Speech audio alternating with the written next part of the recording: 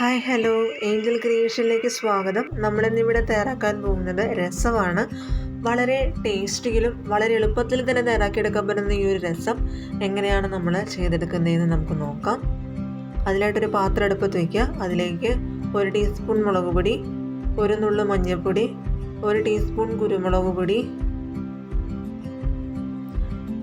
5-8 അല്ലി വെളുത്തുള്ളി ചെറുതായി അരിഞ്ഞ് ചതച്ചത്, 1 തണ്ട് കറിവേപ്പില, 2 ടീസ്പൂൺ വെളിച്ചെണ്ണ എന്നിവ ചേർത്ത് നന്നായിട്ട് കൈകൊണ്ട് അല്പം ഒന്ന് ഞെരടി യോജിപ്പിച്ചെടുക്കുക.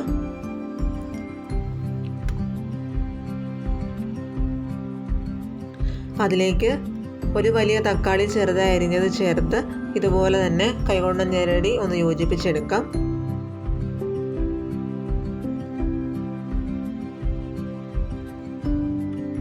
തക്കാളി വേണമെങ്കിൽ ഒന്ന് ചതച്ച് ചേർക്കാവുന്നതാണ്.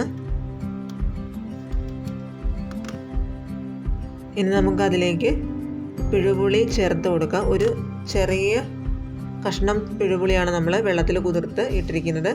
അതിലേക്ക് 3 ഗ്ലാസ് വെള്ളം ചൂടാക്കിയത് ഒഴിച്ചു കൊടുക്കാം.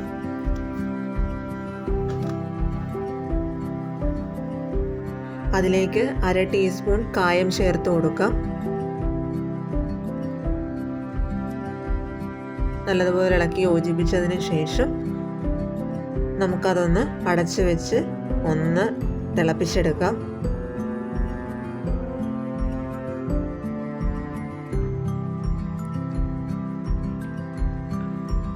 അങ്ങനെ നമ്മുടെ രസം നല്ലതുപോലെ തിളച്ചിട്ടുണ്ട്. നമുക്കതിലേക്ക് ആവശ്യത്തിന് ഉപ്പ് ചേർത്ത് കൊടുക്കാം.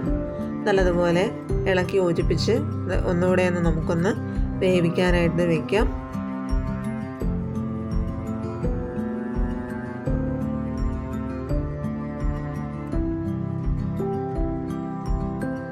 അങ്ങനെ നമ്മുടെ രസം തയ്യാറായിട്ടുണ്ട്. എല്ലാവർക്കും ഇഷ്ടപ്പെടുമെന്ന് വിചാരിക്കുന്നു. എല്ലാവരും ട്രൈ ചെയ്ത് കൂടി നോക്കുക.